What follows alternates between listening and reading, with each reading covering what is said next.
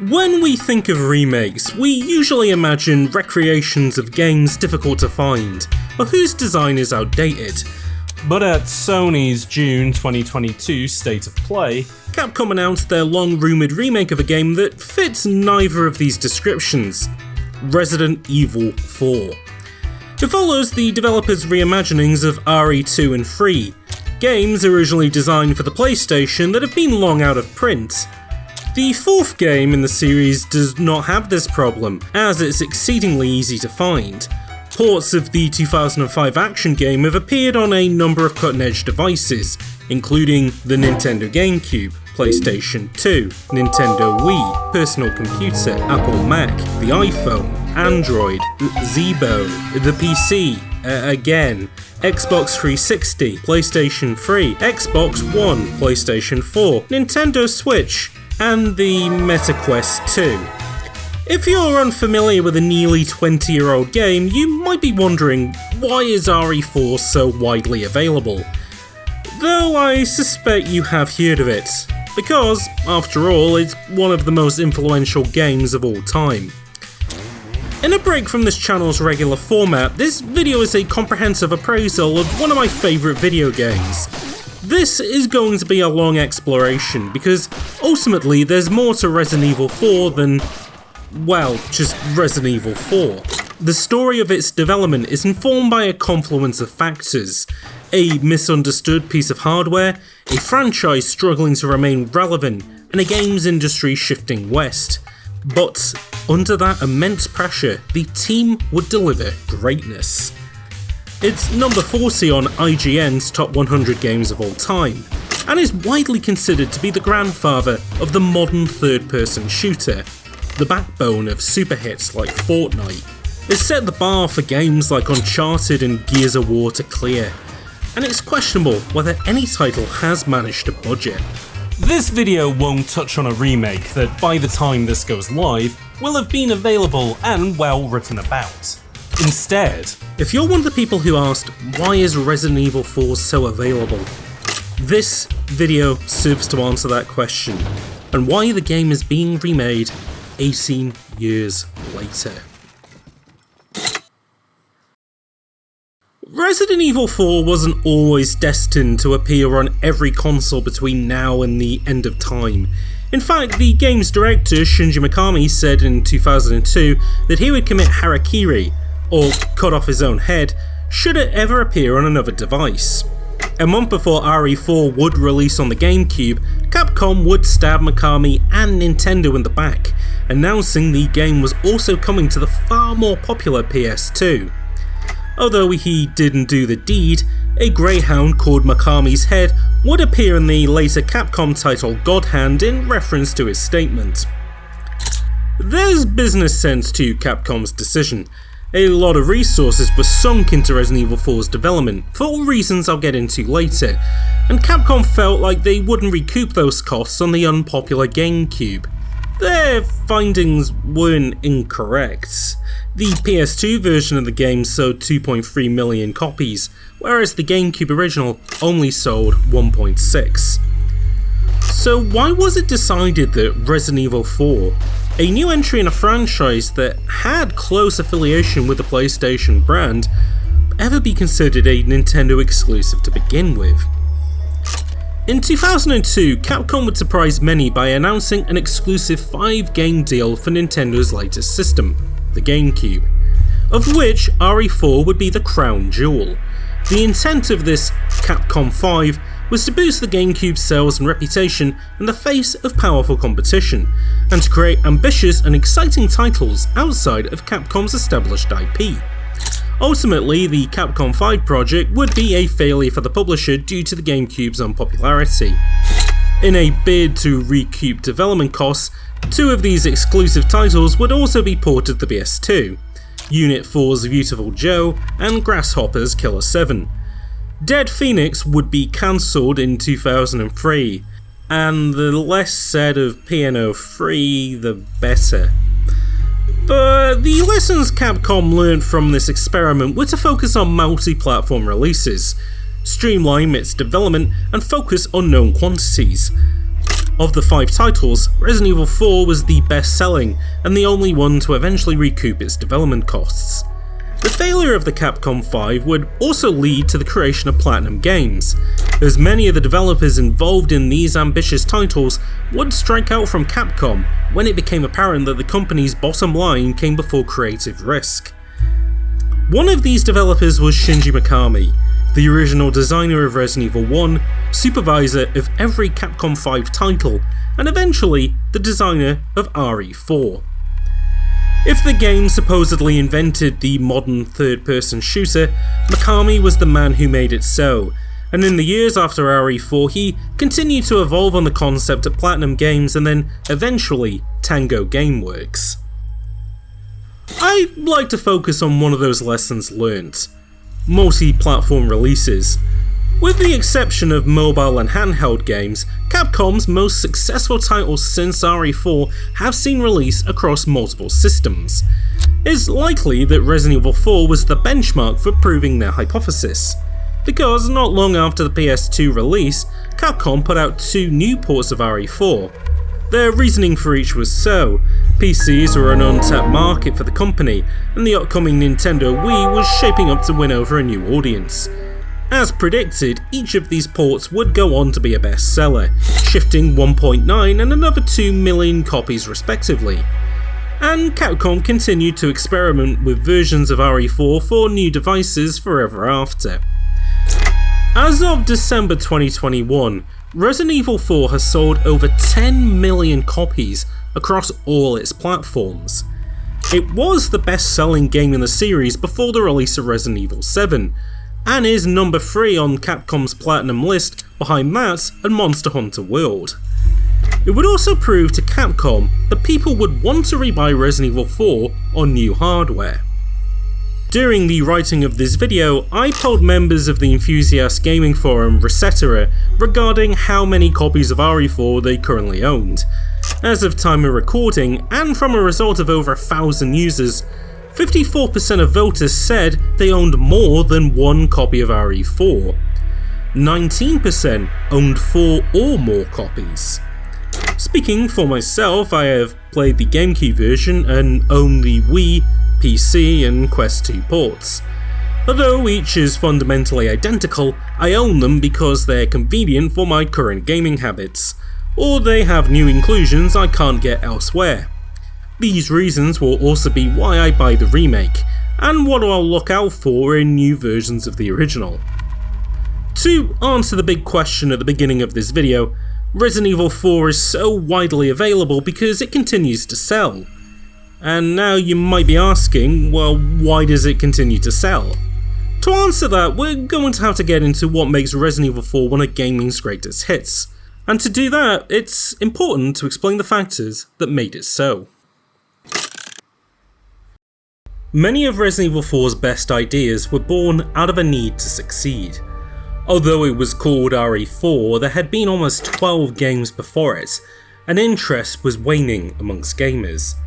RE4 then would have to reignite interest in the once popular series, as well as entice players to buy a Nintendo GameCube. Although this brand new hardware was a major factor, it's important to establish what Resident Evil 4 was striking away from. Released in 1996, the first Resident Evil game would go on to be an enormous critical and financial success for Capcom and the Sony PlayStation. Overnight, it cemented itself as a pioneer in survival horror, and did so by subtly evolving on what had come before. Resident Evil started as a spiritual successor to a Capcom NES game called Sweet Home, an RPG based on a Japanese horror movie of the same name. During initial planning, RE1 would lose connection with that film, but retain the NES game's action and RPG elements. It was decided by the game's director Shinji Mikami to make this new game more appealing to an audience beyond horror fans, and to ultimately attract the interest of the enormous Western market. To do so, Mikami would analyse elements of Sweet Home's design and adjust them to make his game more accessible. In the original NES game, players were asked to direct a team of 5 documentarians through a mansion teeming with random encounters, Combat whittled away at these characters' important resources, whilst puzzle solving would progress the main story. Meanwhile, Resident Evil concerns the STARS B team, set to investigate the fictional Arklay Mountains of Raccoon City. Players are asked to navigate 2 Special Forces police officers for a mansion teeming with monsters, traps, and the undead to find their missing comrades and unravel the mystery. Although a cast of multiple characters in a mansion remained, it was decided for Resident Evil that Sweet Home's ghoulish enemies would be replaced with zombies, as the team were taking inspiration from George Romero's seminal Dawn of the Dead.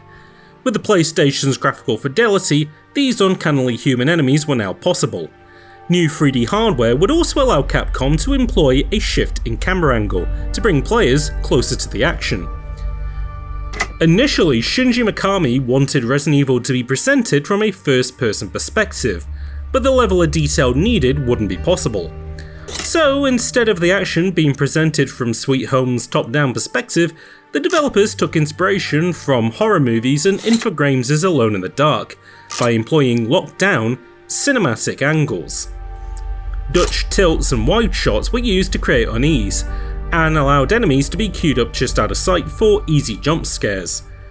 This lockdown camera system played well with Resident Evil 1's pre-rendered backgrounds, which created the illusion of the highly detailed environments Mikami had originally envisioned, within the realm of the PS1's abilities.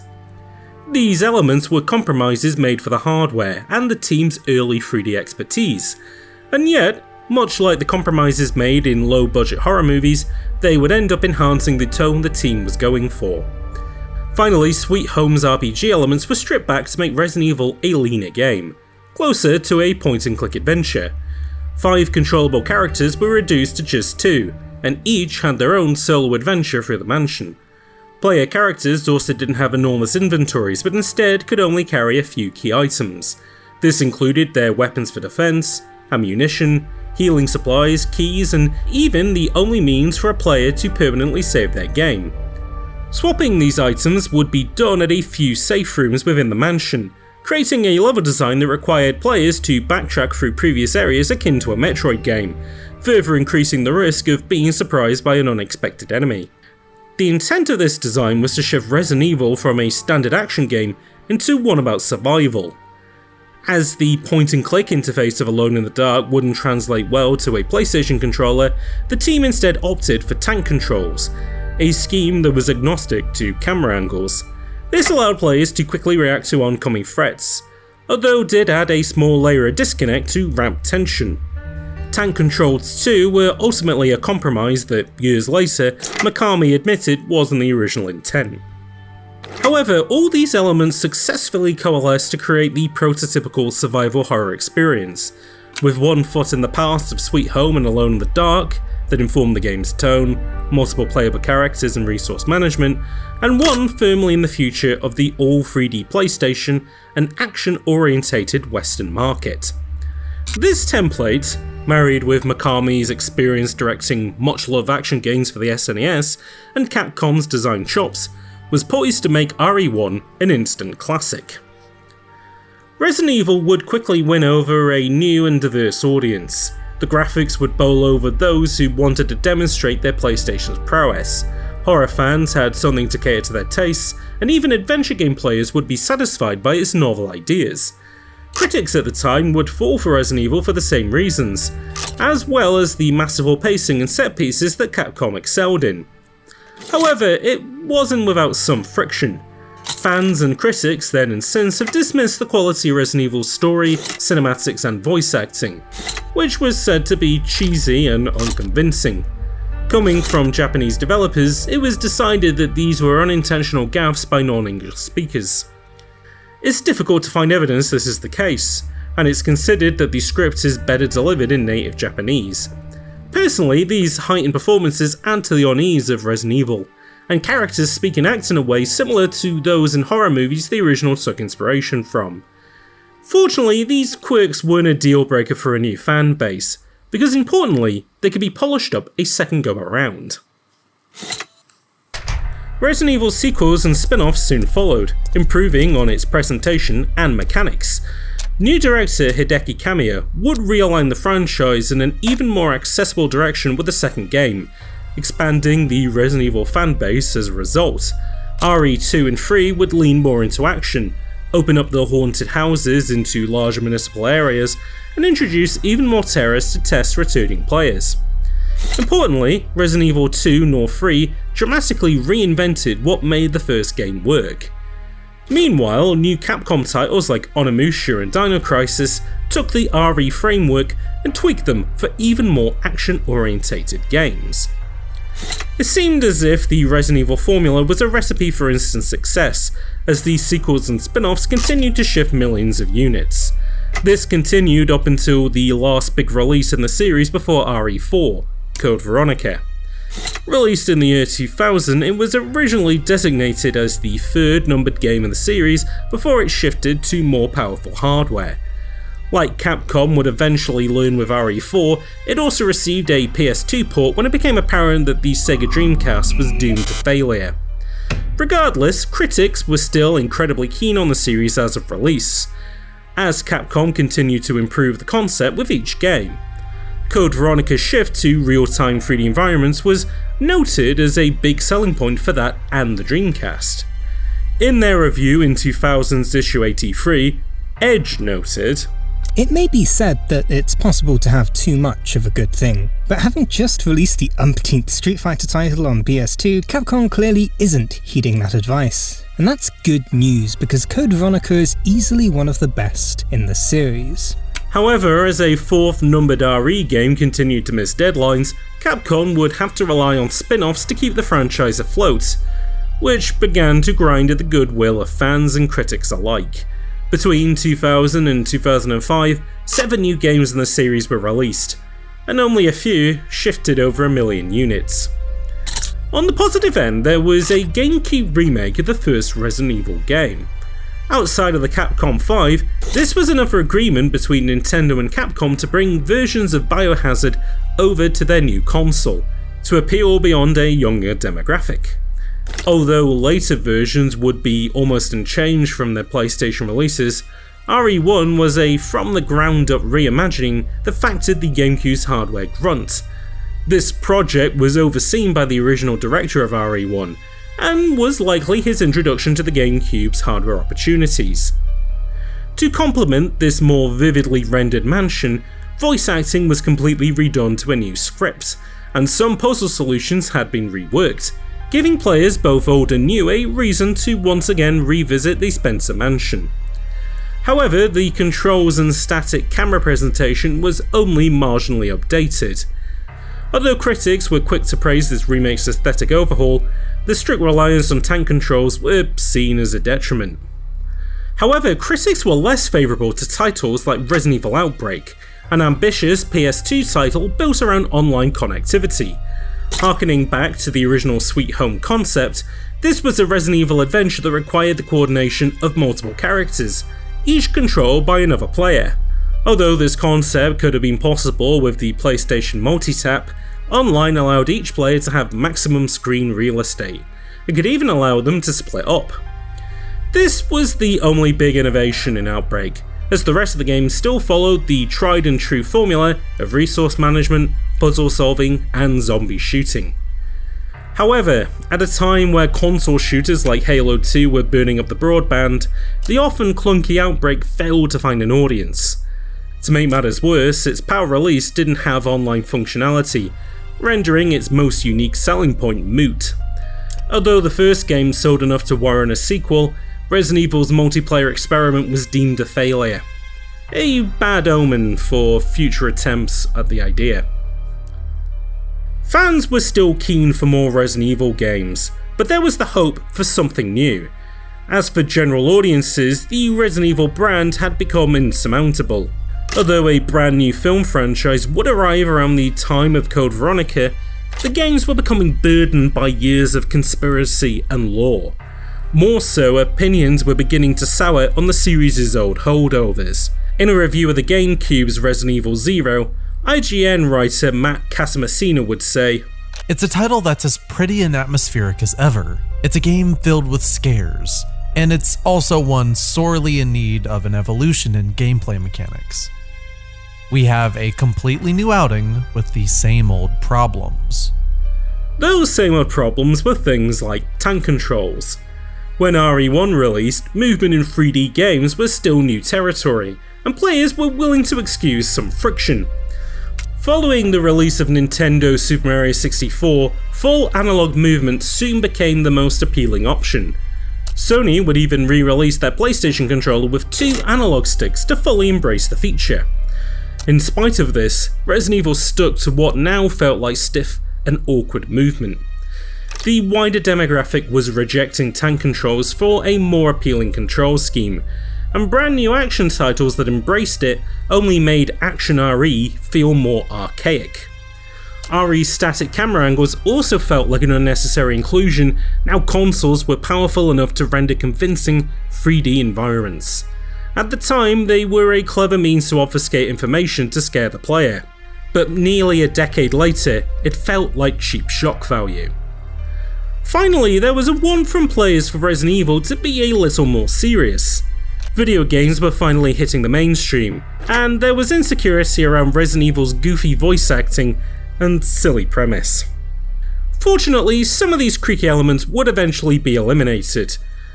These RE titles were a holdover as a far more ambitious game developed, but this dip in the series' popularity only mounted pressure on the team behind RE4. As has been documented, the road to Resident Evil 4 was a rocky one. The reason was that the developers wanted to create something new. As the game's producer Hiroyuki Kobayashi explained to Retro Gamer, "In the course of development, we created prototypes and tested them out. If we weren't satisfied with them, we started from scratch. In the end, we went through 4 different versions of the game before settling on the direction in which we wanted to go." Resident Evil 4's development began all the way back in 1998. This initial version, directed by RE2's Hideki Kamiya, would rework ideas scrapped from an initial third RE game. A stylish action game with fully 3D environments, players would take on the role of a cool gun-toting action man called Tony Redgrave, the superpowered son of Umbrella founder Oswald Spencer. In a further change from series tradition, this Resident Evil game would be set in a European castle, far from the North American mansions and municipalities of Raccoon City. This required the team behind this version of RE4 to travel to the United Kingdom and Spain for reference and texture gathering. However, at the request of Shinji Mikami, this version of Resident Evil 4 would be spun off into a new project that became the PS2 launch title, Devil May Cry. The project restarted in 2001. Learning their lesson from DMC, the remaining RE4 team would return to more established concepts, but attempt a setting that delved more into supernatural horror as a means to subvert expectations. Perhaps in honour of Hideki Kamiya, they'd use the protagonist of his Resident Evil game for their experiments, Leon Kennedy. In this version of RE4, Leon is beset by ghosts and ghouls, and finds himself having to navigate novel locales like an airship. Using the reference material gathered on their Spanish trips, Leon would also find himself in a haunted castle. The secondary protagonist of the game was a young defenseless girl in the same locale, who'd be protected by a friendly mutant dog. This iteration of RE4 would be far enough along in development to be shown to the public, and in the years since has been dubbed the Hookman demo after its most notable antagonist. It was around this time that RE4 would be announced to be a GameCube exclusive, and this footage was taken directly from their Nintendo development kits. Although interesting, Capcom would scrap this version for pushing the project over budget. Resident Evil 4 had been in development for almost 4 years by the time Capcom stepped in, during which time the publisher posted almost $163 million in losses. Not to let good ideas and good money go to waste, the concept for this iteration of RE4 would eventually provide the basis for the Capcom game Haunting Ground. However, after multiple failed starts, and in a midst to save the project from bankrupting the studio, it was decided that RE1's Shinji Mikami would take a more hands-on role to get RE4 back on course. After all, Resident Evil was still an established name for Capcom, and fans were keen to get a new numbered release in the series. It's just as likely that Nintendo was also putting pressure on Capcom to make good on their agreement. As a director, Shinji Mikami would have to make stew out of the team's previous iterations, creating a dish to entice fans old and new. Importantly, he'd have to do this on a console that had a bad reputation for kids' games. It's well known now, but many didn't realise at the time what a revolution the Nintendo GameCube was for developers. It wasn't enough to just ask third parties to make games for their system. Nintendo also realised that ease of development would entice software developers. Although I won't get too technical, the GameCube was built with PowerPC architecture, which would influence both Sony and Microsoft's later consoles due to its developer friendliness. That and generous hardware specs allowed the GameCube to outperform its competition, without requiring programmers to jump through hoops. Not bad for a box smaller than a bread loaf. This is likely why Shinji Mikami wanted to keep RE4's development focused on the Nintendo GameCube, outside of his obligation to their previous agreement. He already knew what the console could achieve through the projects he managed, and even his own remake of RE1. More so, it aligned with the creative ethos of the Capcom 5 project, to create something bold. The GameCube certainly didn't play to conventions, and its vibrant catalogue of releases is indicative of that. To paraphrase the late Nintendo president Satoru Iwata, games hardware is secondary to its software. This statement was about what sold new consoles, but it also felt like a Nintendo design ethos. Graphics can keep reaching higher levels of photorealism and simulations can become more accurate, but the pursuit shouldn't be in recreating what already exists, but instead what could. The GameCube was designed to be developer friendly so that the cost of production would be lower, giving studios the opportunity to make something unburdened by monetary or technical constraints. The GameCube's designers certainly took this to heart and made their library of games some of the most unique amongst the competition. For example, Nintendo would be responsible for the previous best Resident Evil game released exclusively for the GameCube, the family-friendly survival horror title Luigi's Mansion. Luigi's Mansion was foremost a technical demo for the hardware, featuring breakthroughs like real-time lighting and shadow casting, advanced character animation, and physics simulation. To demonstrate these effects, the game is built around Super Mario's brother Luigi, who investigates a haunted mansion to find his missing sibling. Armed with only a flashlight and a vacuum cleaner, Luigi can only move forward by exorcising ghosts using the latter Dustbuster. It's a game built on subversion. This was the first Nintendo console launch to not feature a Mario game, but instead a title that gave his brother his first official starring role. Platforming was off the table. In fact, there's no jump button to speak of in Luigi's Mansion. You press the A button and, well, Mario! Luigi reminds you it's not a Mario game. This setting was also new to Nintendo's repertoire. Ghost houses had been in previous Mario worlds, and the boos that haunt them return here, but never before had Nintendo built a game set entirely in a supernatural sanctum. It's not lost on fans of both games that Luigi's Mansion lightly took influence from the Spencer Mansion of Resident Evil, and the game's single location, Metroid-like progression makes it more than sheer coincidence. It's rare that Nintendo would make a game so heavily influenced by another, and it certainly wouldn't be the last on the GameCube.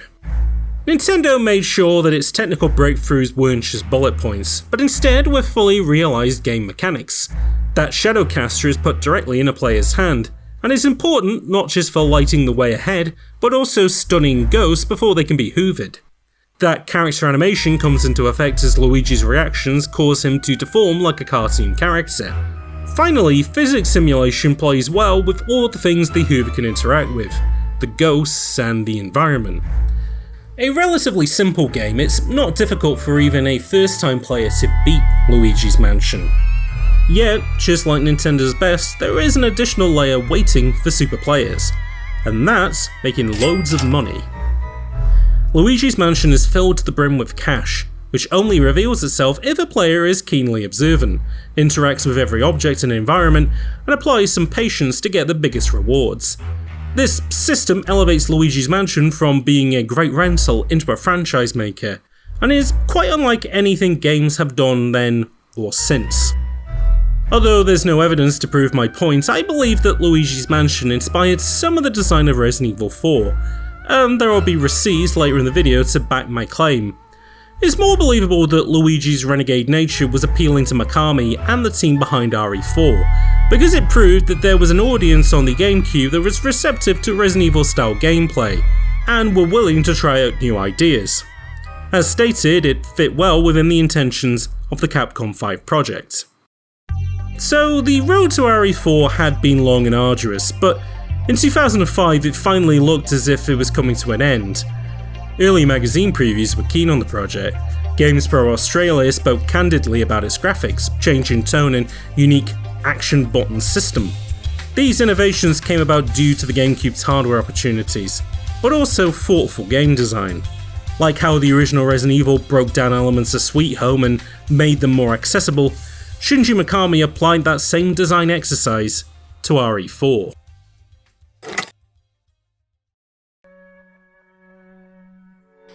The most obvious statement of Resident Evil 4's intent was that the undead were finally dead. The team behind the first RE had taken inspiration from George Romero's Dawn of the Dead, but at the turn of the millennium the zombie had evolved on screen.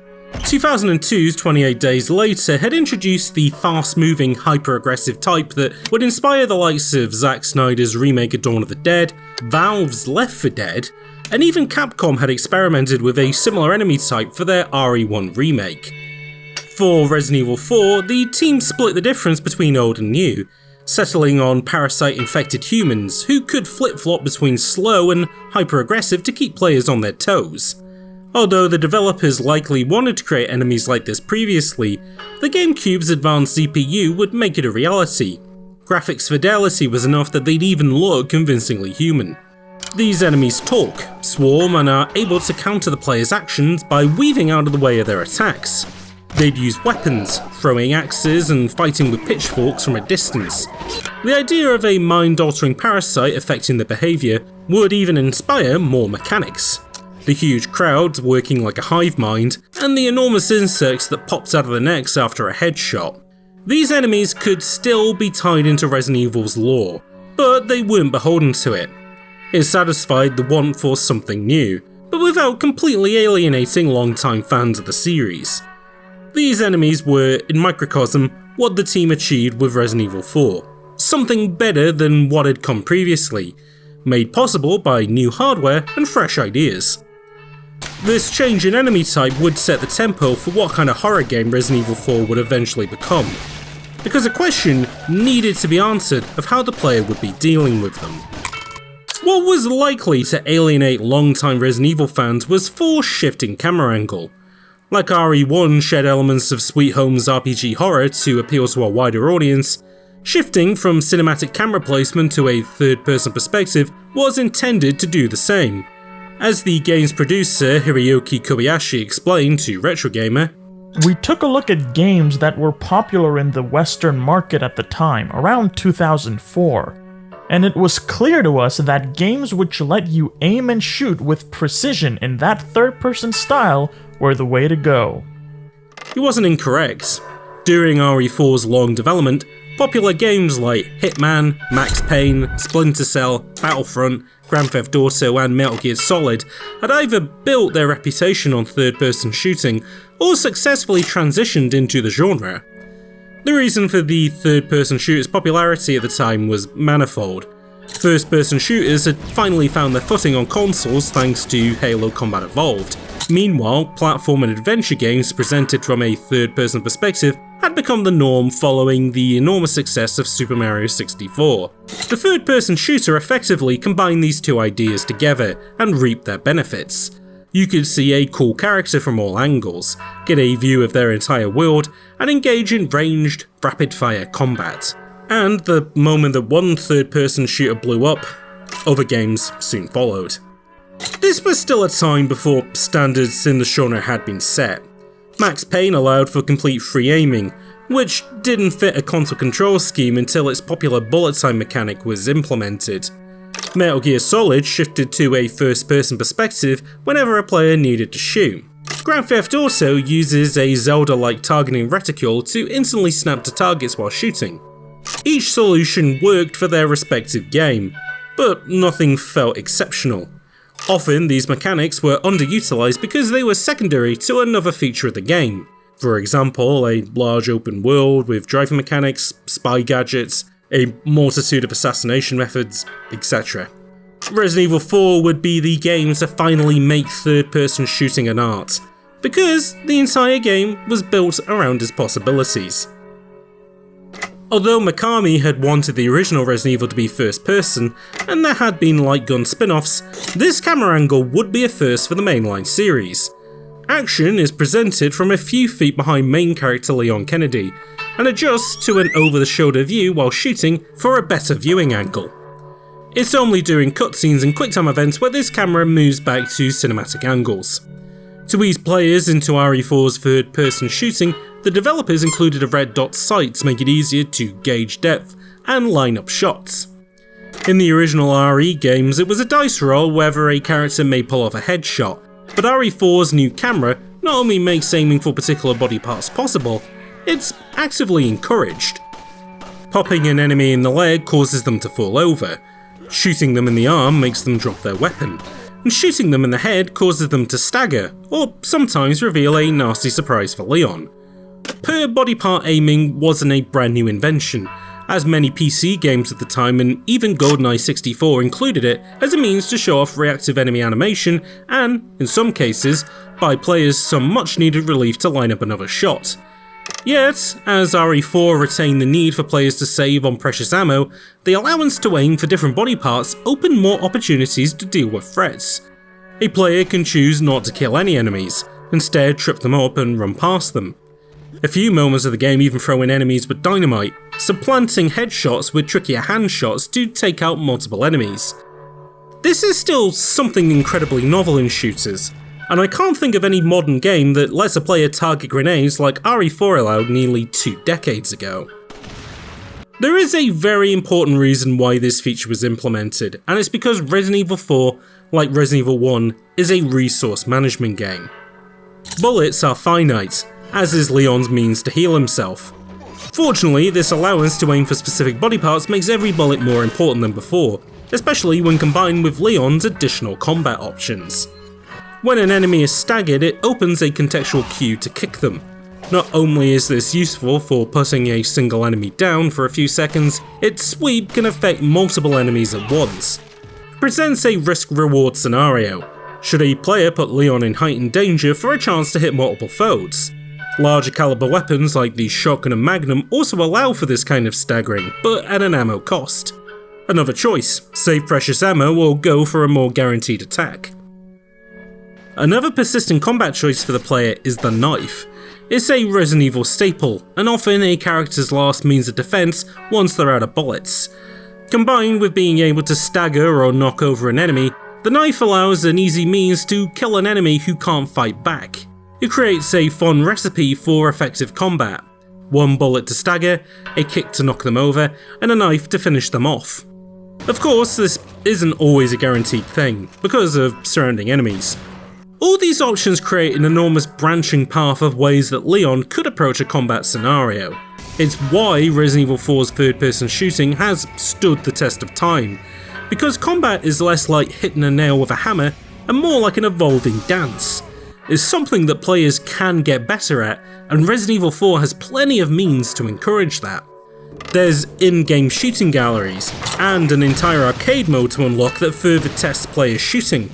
On the intrinsic level, being better at managing ammo means it's there for when a player needs it, or means players can carry less of it to make room in their inventory for other things. If this sounds like a complex web of options, the fortunate thing is that Resident Evil 4 is a simple game to pick up and play. This is due to a feature of the GameCube hardware I've yet to dip into: the controller. Atypical to even newer layouts, its 4 face buttons forego the standardised cross design. Instead, the big green A button was given priority, orbited by bean-shaped X and Ys, and a small red B button. Like the PlayStation buttons created hierarchy by symbols, this did so by shape.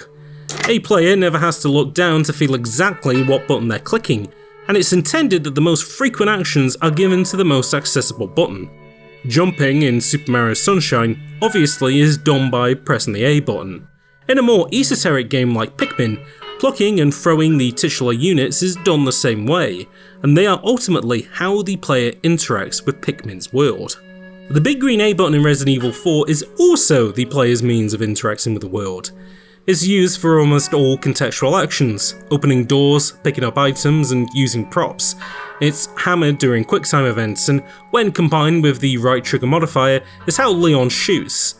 Perhaps because it was such a novel control scheme, each of these interactions is described at the bottom of the screen, as the Australian Games Press called it, on-screen action buttons.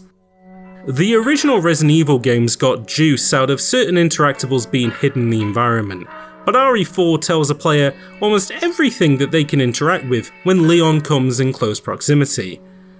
Although today, Resident Evil 4's third-person shooting QTEs are touted as standard setters, these on-screen, temporary and contextual control prompts have become a major part of modern user experience design. Whenever the game is ported to another console, fortunately these prompts are updated too, which means there's never the risk of players being unsure which is the most important button on a non-GameCube-like controller. Influenced by this big A button design, Resident Evil 4's control scheme is simpler than its contemporaries. In total, the game only uses a directional input, 3 action buttons, 2 option buttons, and 2 modifier buttons, meaning that it could have been playable on something as simple as the SNES controller. If they had eliminated the need for 2 different pause screens, maybe even the GBA. This is great because it doesn't require a player to dance across a controller in the heat of combat, and in some ports of RE4, fingers and the thumb can be left rested on the action and modifier buttons, shrinking reaction times. Modern shooters are built around thumbs resting on the analog sticks and indexes on the shoulders, which encourages constant moving and shooting. Yet, Resident Evil 4 wants to give players more options than just that. The right trigger is a modifier button. Usually, A is an all-purpose action button, and turns Leon 180 degrees while he's moving back. The B button causes Leon to run, letting a player adjust their speed just like a Super Mario game. Whilst the trigger is pulled in, the analog stick aims Leon's weapon, A shoots and B reloads. What this means is that shooting and other options are weighed almost equally during combat encounters. Despite the shifting camera angle, this is how the old Resident Evil games worked. In fact, Leon's movement acts almost like those games too, as he has a stout, tank-like movement, where forward will move him away from the camera's view, whilst left and right adjust the camera clockwise and counter. It felt antiquated in the old RE games when married with a camera that didn't follow the player, making it difficult to figure out what direction they'd move. The camera in RE4 is always situated behind Leon, and so pushing forward always moves him forward. No disconnect, no feeling of antiquity. It's been argued that this method of control in RE4 wasn't intentional. By the time of its release, many shooters were adopting a control scheme like Bungie's Halo games. There, players could freely move and shoot at the same time. Halo even included a modifier of sorts that changed the priority of movement or aiming speeds with an appropriate camera shift, the origins of what we now call downscope or iron sights aiming. RE4 harkens back to the days of the N64 where only one control stick was available, and games like GoldenEye had a modifier that shifted Bond from free movement to precise aiming. Due to the game's many iterations before release, this modal aiming is considered to be a vestigial element the team weren't able to fix. If instead Capcom had properly used the GameCube's second stick, moving and aiming at the same time would be possible. As all modern third-person shooters work this way, including the later RE games, RE4 would be better for it. But the developers built the experience around this restriction. The fact that Leon is planted in place means that there is a risk in every combat scenario, only ratcheting up the tension. Although the protagonists of the Resident Evil games are firearms trained and packing, their foes are lurching melee users. For the most part, the intent was for a player to stay at a distance, letting them line up a shot or give them a chance to run away. The same is true for RE4, but there's a bit more to it. For a game where quick reactions are necessary, this simple control scheme guarantees zero room for error. You won't accidentally nudge Leon out of place whilst trying to aim, and you won't waste ammo free firing whilst running away. The designers could have opted to go with a snappy lock-on, but there'd be no depth to combat. No sweeping kicks, no need to target body parts, nor use the knife. Options would be flattened, like a hammer hitting a nail. Resident Evil 4 doesn't have that issue, and it's because it's designed so smartly around this restriction. Resident Evil 4 feels like an application of the lessons learned from adapting Sweet Home into RE1. Its graphical fidelity, enemy behaviours and control scheme were made possible by the GameCube, which gave console owners and tech heads something to show off. It was the developer's intent to bring in a new audience for Resident Evil by developing its action, which was a popular genre for its time. With this focus on precise aiming and crowd control, RE4 not only succeeds but improves on what was available at the time. It's novel for the genre, and yet feels like a perfect fit for Resident Evil. Survival horror is about resource management, and these new mechanics allow a player a means to save ammo and health by aiming for limbs, using risky kicks and knives. Yet this only touches on what a player does in Resident Evil 4.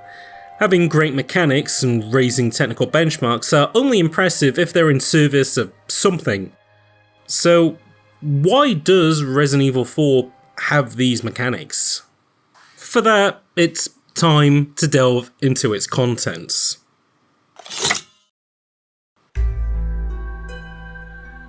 My first encounter with Resident Evil 4 would have likely been soon after its release.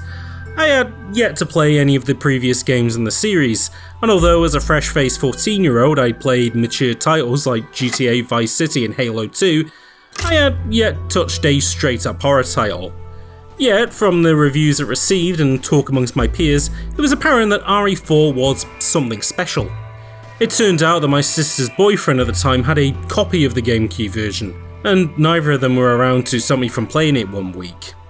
I still vividly remember its box art, pitch black lit by blood red, silhouetting a forest clearing with a chainsaw-wielding maniac at the end. This is what I had thought Resident Evil 4 was, an intense horror game set in a village of insane people who wanted my character dead.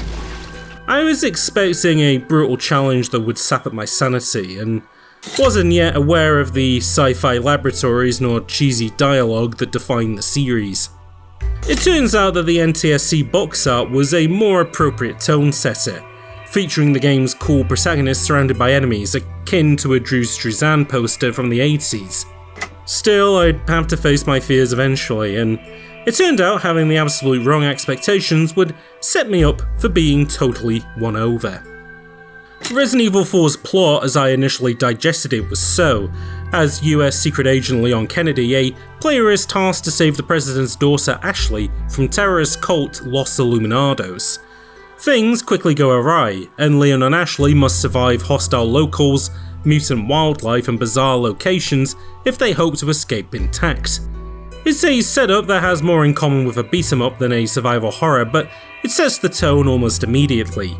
For returning fans, it's an escalation following the second and third games that ended in a city being destroyed by a nuke. For new players, RE4's opener is telling them it will be a direct experience. There will be little room for immediate exploration as Leon has an important job to do. Lastly, players are about to become the only man equipped for the job, armed with a laser optic handgun, combat knife and bad puns. Where's everyone going? Bingo?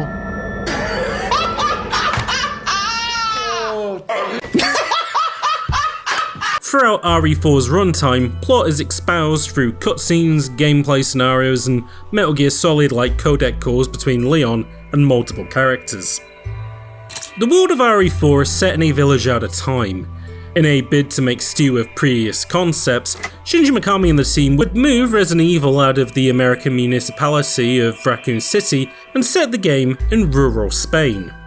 This not only let them reuse all that great reference and texture material previously gathered, it allowed them to fully embrace more fantastical elements.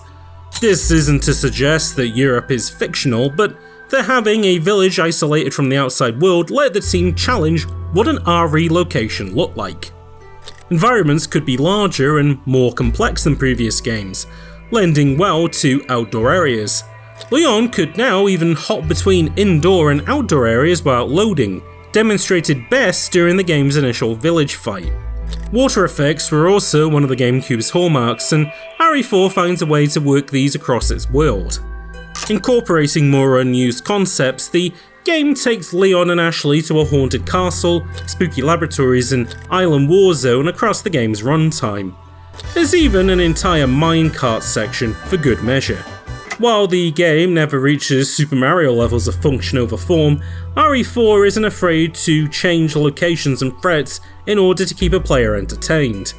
Where modern games are insecure in their gaminess, RE4 embraces artifice. The team already had these concepts and models pre-made, so why not put them to use? It's what makes RE4 such a fun adventure the first time and following. Each set piece has its own little challenge that remixes enemies, arena shapes, and resources. Rather than just escalating difficulty level by level, the team uses these elements to adjust what the player and Leon are doing. Some tasks may not require a single shot to be fired, or if they are, it'll be at a way off button and target. There's never the risk that a player has to stop and do complex inputs because all the prompts are flattened to a single button press. The few times puzzles appear, they're always in safe areas where players have a few moments to unwind. It's a level design that feels similar to Super Mario Galaxy. Levels are linear, but are made up of multiple planetoids, and each is its own 3D arena with a small problem to solve. Of course, these challenges do get more complex as the game goes on, maintaining flow state with the player. Like how Mario Galaxy levels are built ultimately around Mario clearing a proverbial flagpole, Resident Evil 4 is about Leon hitting the next objective, many of which are as simple as going from A to B. The in-between of what that looks like can be complex, but by keeping the goal simple and ever adapting, a player is never at risk of getting lost, and is always kept well within the roller coaster. The early ramp-on period is a means for Resident Evil 4 to introduce its controls and content. At the time, in-game manuals were designed to convey information, however Capcom made sure the players who might not read it were taught the game's important elements. The initial house that Leon ventures into explains shooting in a relatively safe environment, one enemy in a single location.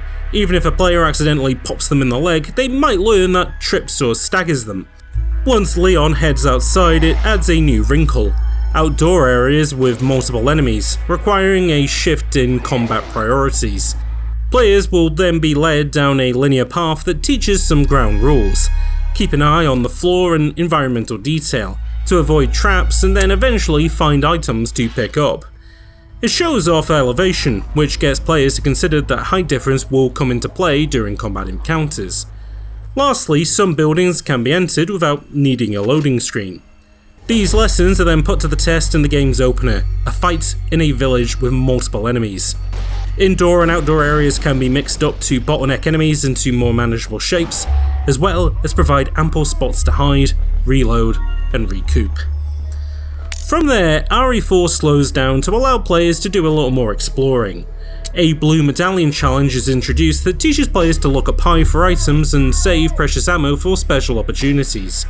Players are then introduced to the first QTE section to teach them that some cutscenes will be interactable. The final test of all this knowledge is the first big boss fight of the game against Del Lago. Players do not have to worry about moving and shooting simultaneously, as the first element is handled by the game as Leon's boat is dragged around by the boss. Instead, it's all about laying on damage and occasionally moving the boat to anticipate attacks. There's no worry about resource management either, as Leon is given an infinite weapon and there's no way to take harm. The few times he is in trouble, that QTE knowledge will have to be applied. This boating area also introduces players to RE4's somewhat non-linear design. If they want to, they can hop back on the boat and explore a small area. From here, they can discover a shop, some unique treasure, and even return the way they came to fight an entirely new swath of enemies. It's an encouragement that, although straightforward, sometimes returning to still accessible previous areas might have some rich benefits. The Del Lago fight is then made more challenging later on with the introduction of El Gigante, who works like the former but reintroduces having to manage resources and move Leon to avoid attacks. But once El Gigante is defeated, players have all the education needed to carry out the rest of the game.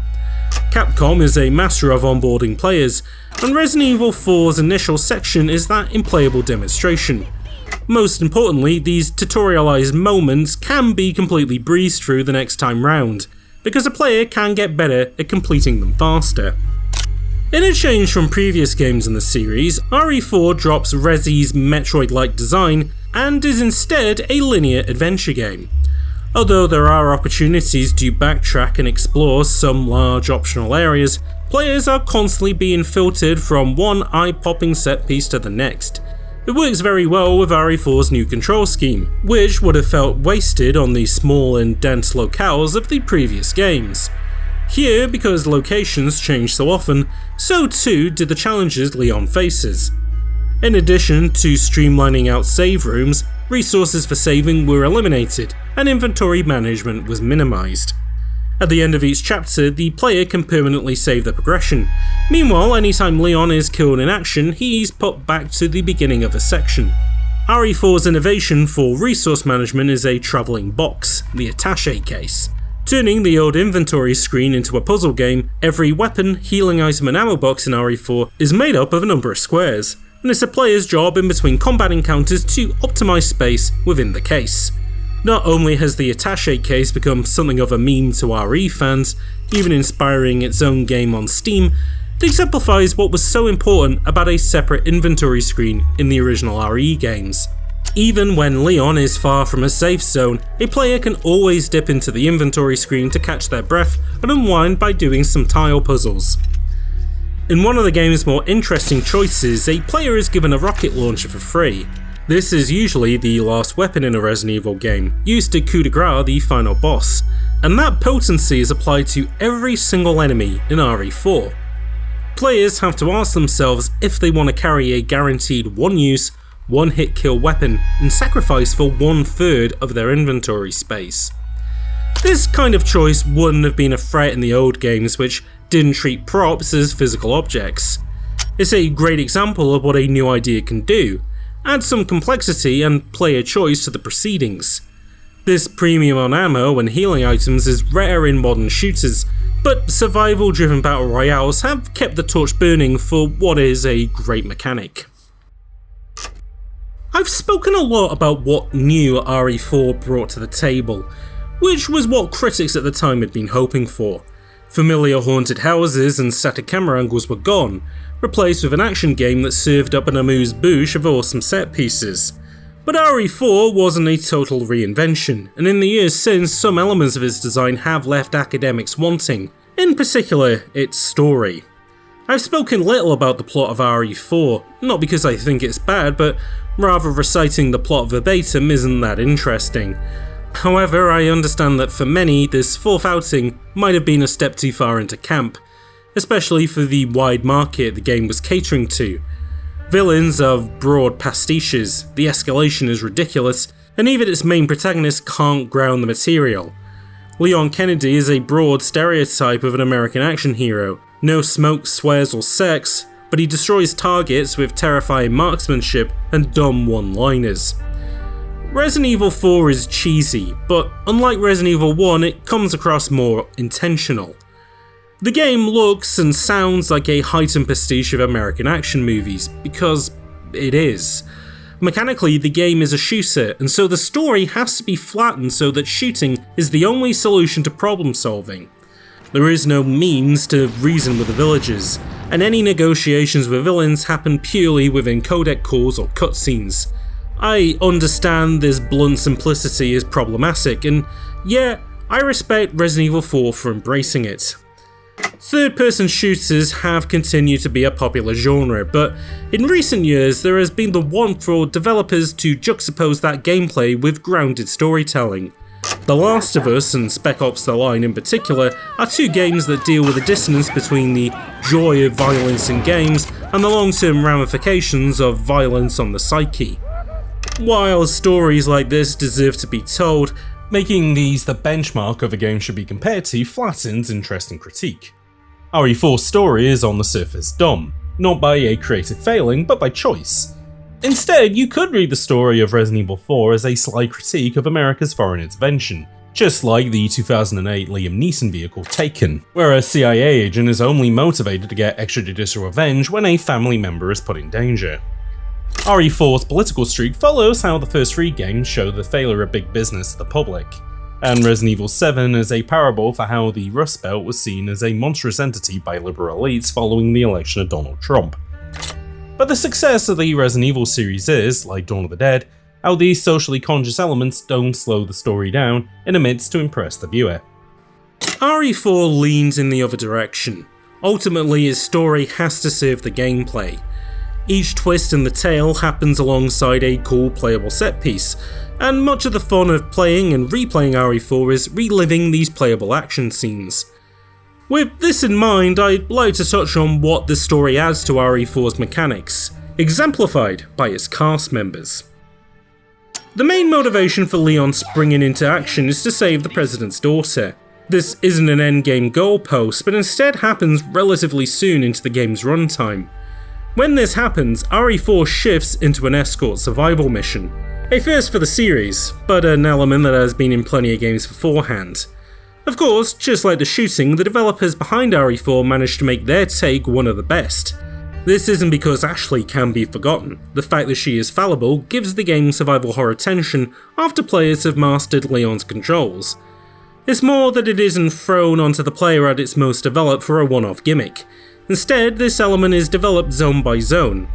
Initially, areas will be large enough that Ashley can be put in relatively safe areas whilst Leon deals with enemies.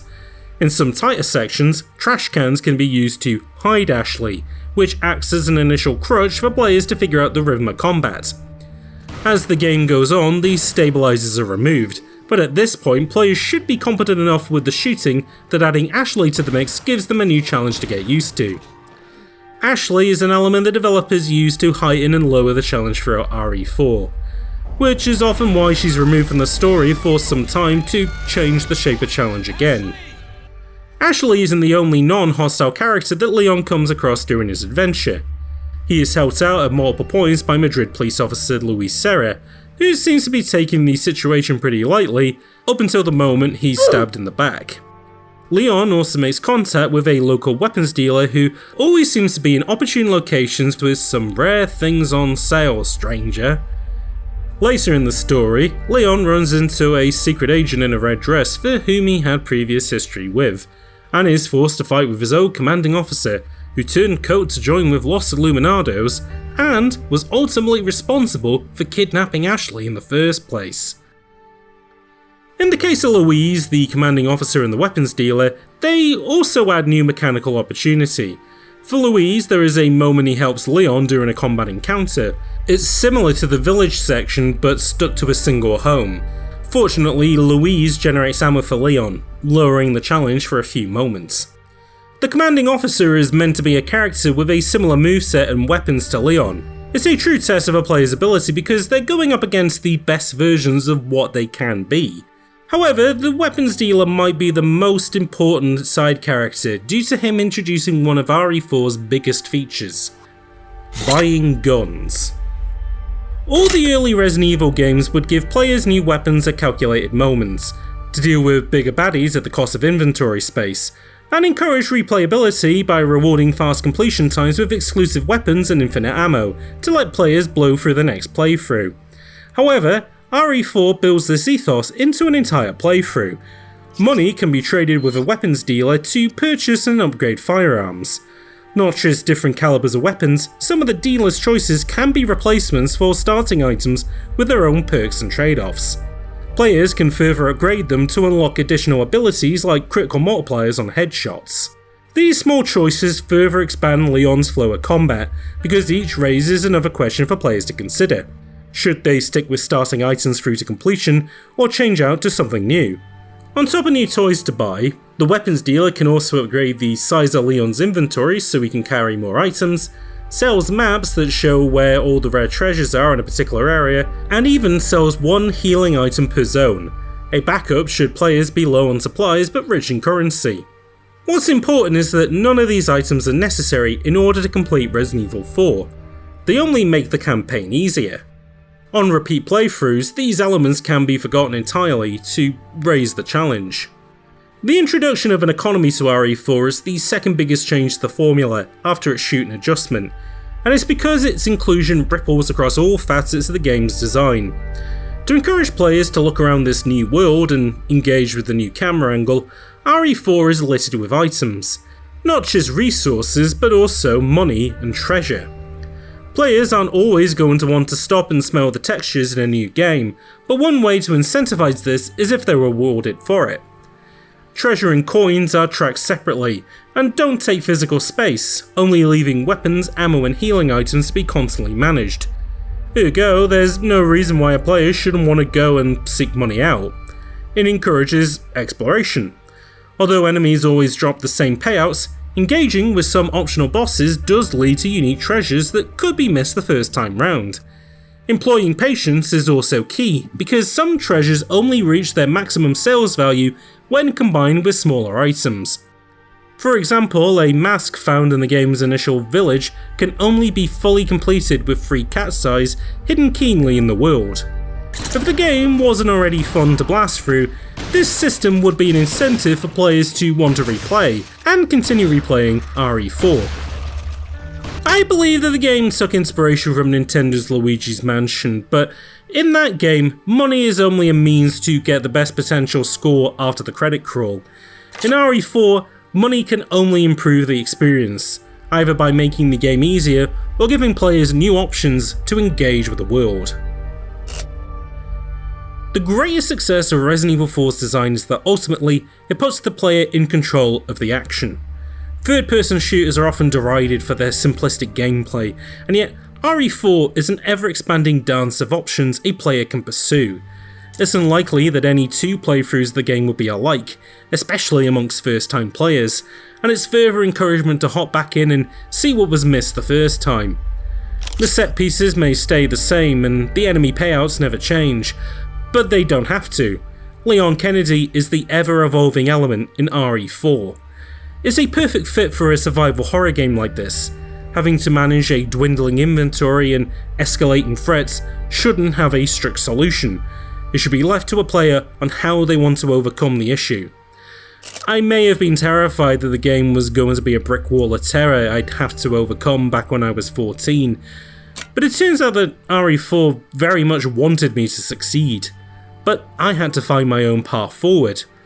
Like my favourite tabletop campaigns, Minecraft builds and bits of artwork, my RE4 playthroughs have stuck with me because I was the one responsible for how they played out. Sure, every adventure may end with Leon and Ashley escaping on a jet ski, but sometimes they may do that after 3 hours, or collecting every gemstone and with only the starting pistol. The intent of Resident Evil 4 was to be the crown jewel of the Capcom 5 project, Capcom's exclusive measure to show off the GameCube's hardware opportunities with fresh and creative new IPs. Resident Evil 4 is not a fresh IP, but it absolutely fits within the ethos of the project. Its graphics and hardware grunt allowed the RE4 team to build a world that players would be keen to explore and engage with, whilst the GameCube controller ensured they'd never feel unequipped to deal with issues. The GameCube original may have been outsold by the PS2 port, but it couldn't have originally existed on the PS2. It went multi-platform to recoup its losses, and yet its success is down to it being a bespoke project, built to the same high quality of Nintendo's very own first-party titles. Resident Evil 4 was released to critical acclaim. For IGN, Matt Casamassina would write, "With Resident Evil 4, Capcom has successfully, triumphantly taken the franchise to the next level. When you add in the new camera and action systems, as well as Leon's excellent new analog targeting function, you have a completely transformed survival horror experience.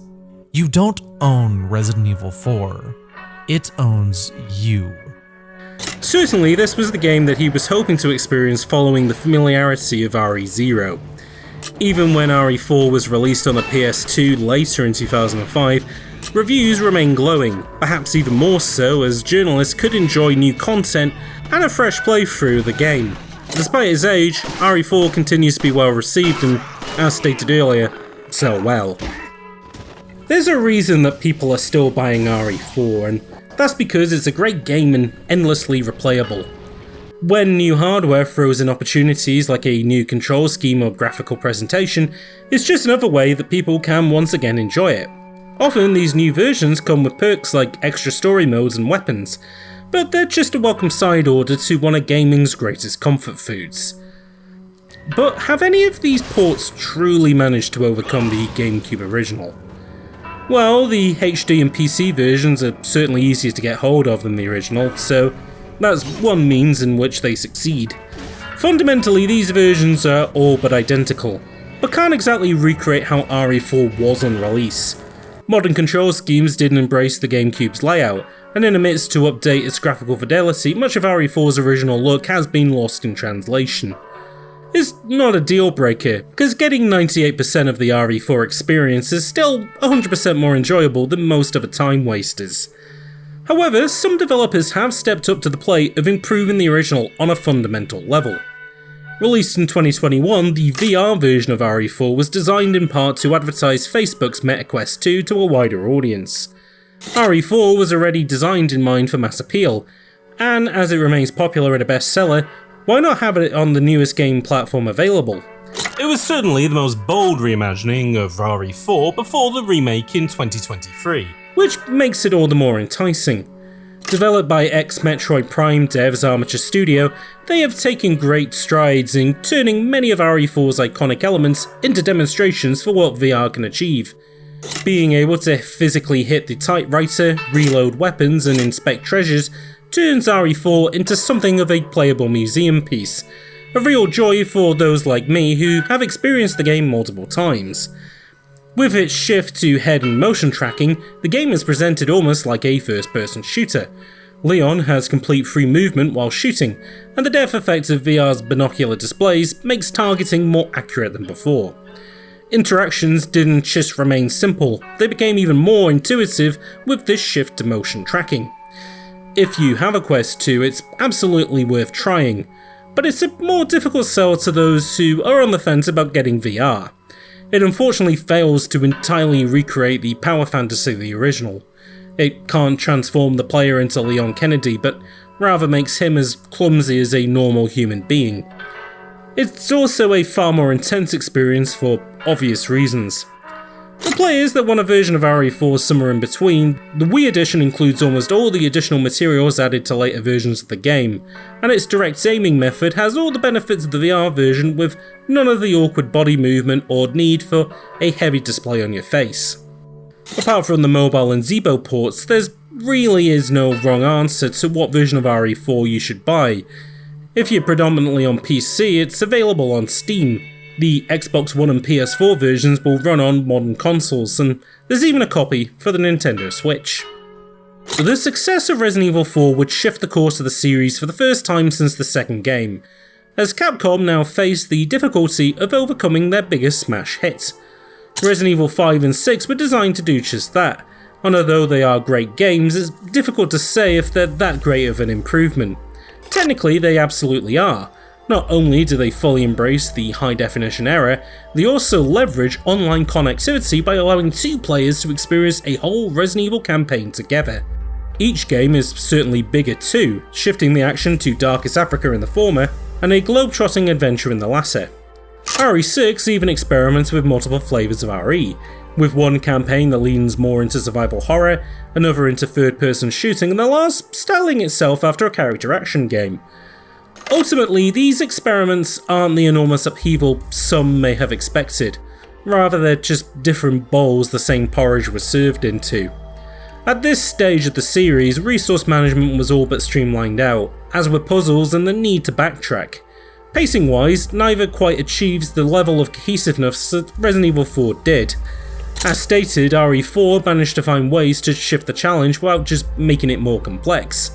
RE5 and 6 unfortunately don't apply this same lesson. RE5 starts off as a greatest hits collection of the previous game, but very quickly reduces into awkward slow walk sections, complex arenas and strange boss fights.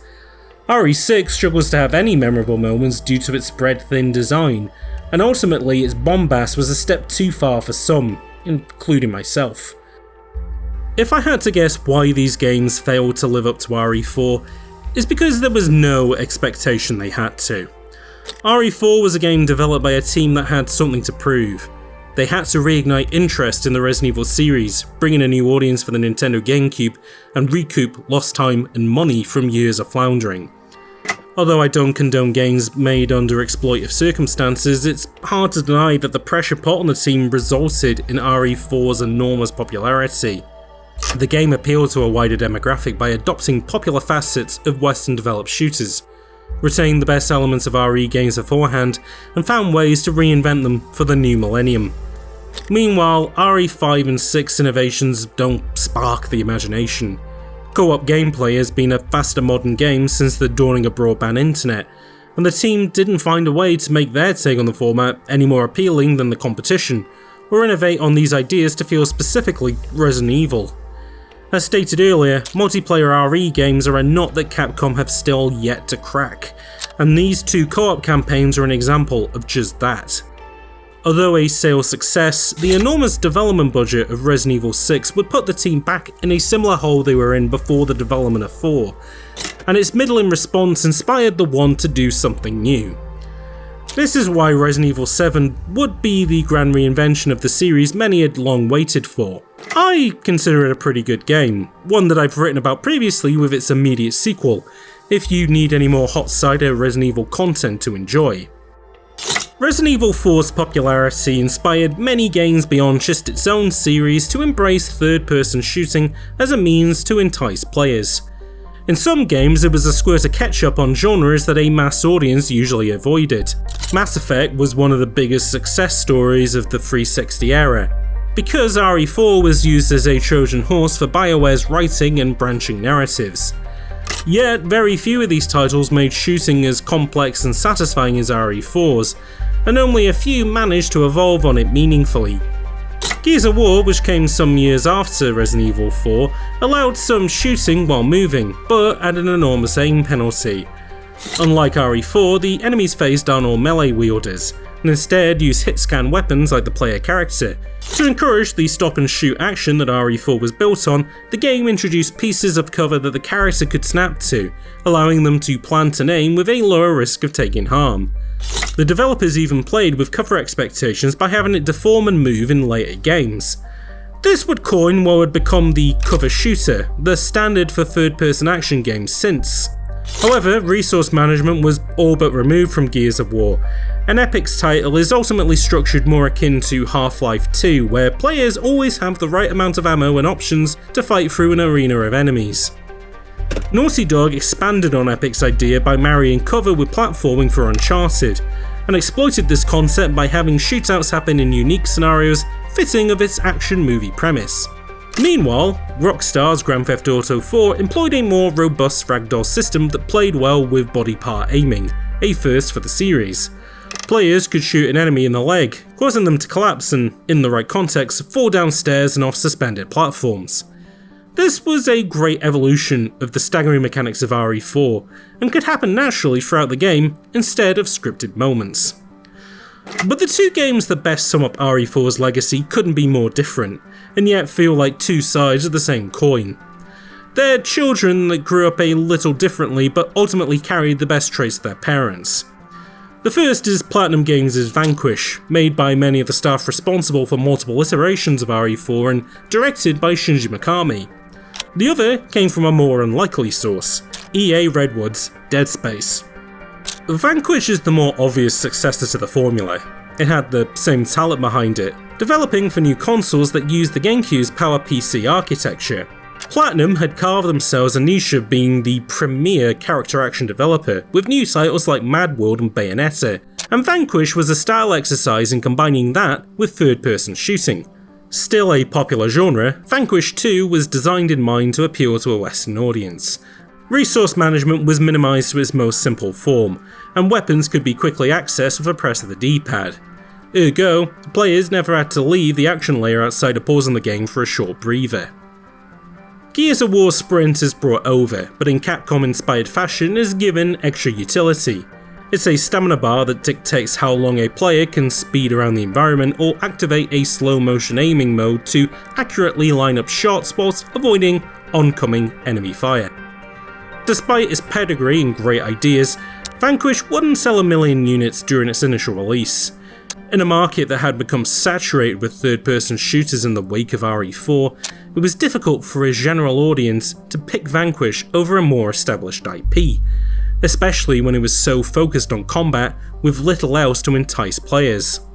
Although it demonstrates well, character action is a genre that only reveals its awesome potential when players have the opportunity to sit and learn its mechanics.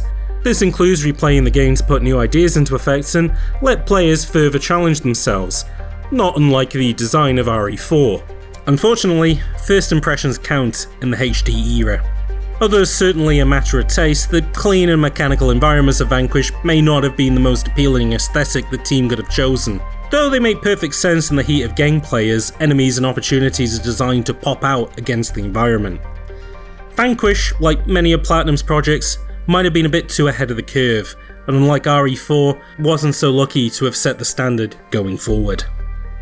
In contrast, Dead Space's fortunes were the opposite to Vanquish.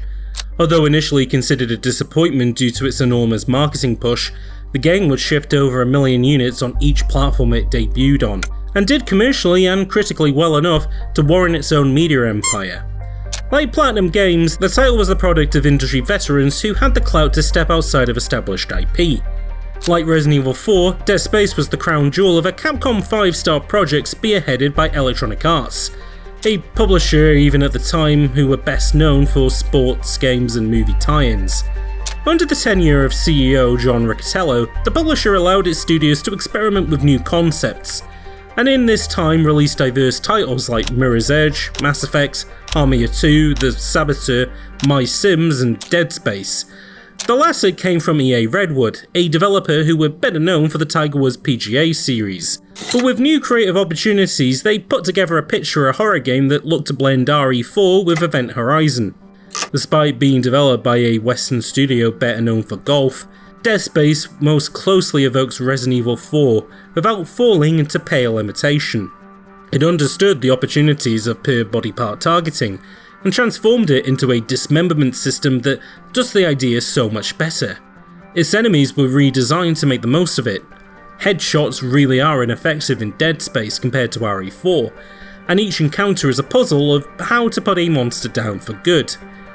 By embracing a science fiction setting, weapons and offensive options can even avoid the limitations of real firearms. The game's iconic plasma cutter shoots either a long horizontal or vertical beam, slicing an enemy across that axis.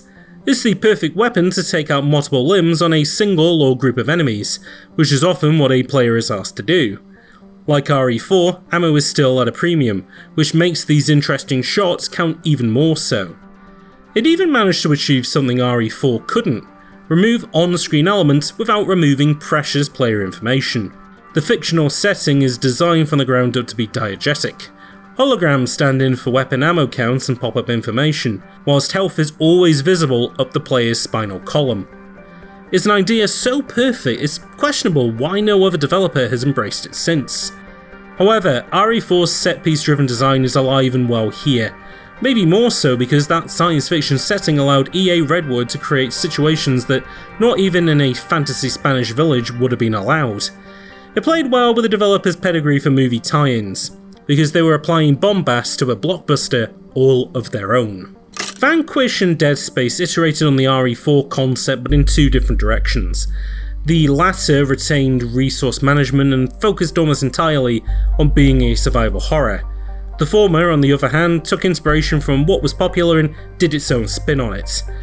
Which is better is absolutely down to taste, but when compared to the many RE4 alikes that came in the wake of its success, these two truly succeed over the original, because they carry its creative spirit throughout.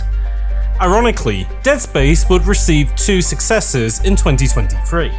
An EA-produced remake and a spiritual successor called the Callisto Protocol. 2 interesting examples of modernizations of a game that, well, already modernized RE4. After all this gushing over the original, you may still be wondering why Capcom decided to remake it, especially when the latest iteration of that same game came out in 2021. Simply, it seems to be within the spirit of Resident Evil. RE1 improved over Sweet Home by embracing the PlayStation's 3D hardware, an action-orientated audience, and the inspiration of classic horror titles. The 4th game would do the same in 2005 by iterating on popular third-person shooters. Capcom has since rediscovered the flair for reinvention with new remakes and Resident Evil 7 and 8. Although this video isn't a review of Resident Evil 4 2023, I can say that it does embrace the newest identity of Resident Evil, but faithfully integrates it with the original. Times and tastes have changed, and so while the original still exists, Capcom could and should find a new means to reimagine. With now nearly 11 RE Engine games under their belt, the team are well aware of its limitations and opportunities, and have put them to great use. As expected, Leon's tank controls are updated to something similar to RE2's remake, and enemies were made even trickier to compensate. It also went some way to tackle the trickiness of RE4's plot. RE2 and 3's remakes had the benefit of retelling stories simple enough to fit on the PlayStation with cutting-edge presentations.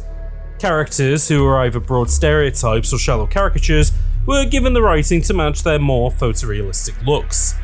RE4's remake went in a similar direction, though without removing the cheese that has since gone on to be appreciated. It's a very different beast, and perhaps a more faithful melding of Resident Evil 4 and 7 than Resident Evil 8 managed to achieve. Pulling off the impossible of making an already great game better, it has me excited for what potential remakes of the 5th and 6th games could achieve in future. To summarise what has been a long journey through one of video games' greatest hits, Resident Evil 4 is something of a modern miracle. Despite all its iterations and the enormous need for its success, it not only reignited interest in the RE series, but it ultimately set the bar for every third-person shooter afterwards. I think the most important lesson to be learned from RE4 is how it championed the elements that shaped its design. It was the only title in the Capcom 5 that came from an established IP, and yet all these titles were fresh reinventions that showed not just that the publisher was willing to take a risk, but also what the developers could achieve. The existence of Platinum Games is a testament to creative risk-taking, and it's unlikely they'd exist if not for this 2005 title. Although the GameCube would ultimately be the loser of that generation, RE4 is a demonstration of why the console has remained beloved. Its control scheme didn't overwhelm a player, but instead built natural context out of simple button prompts, which would become the basis for the Wii's revolutionary control scheme, and even the Switch's simple to pick up and play user experience.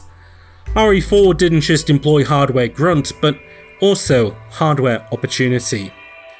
More so, it took a confluence of old ideas and new inspiration and made them all its own.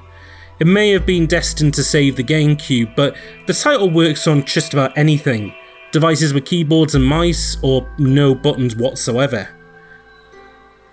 People are still buying the game because it's well known and well loved, and whilst it would have been known due to the pedigree of the Resident Evil series, it's beloved because it's brilliant.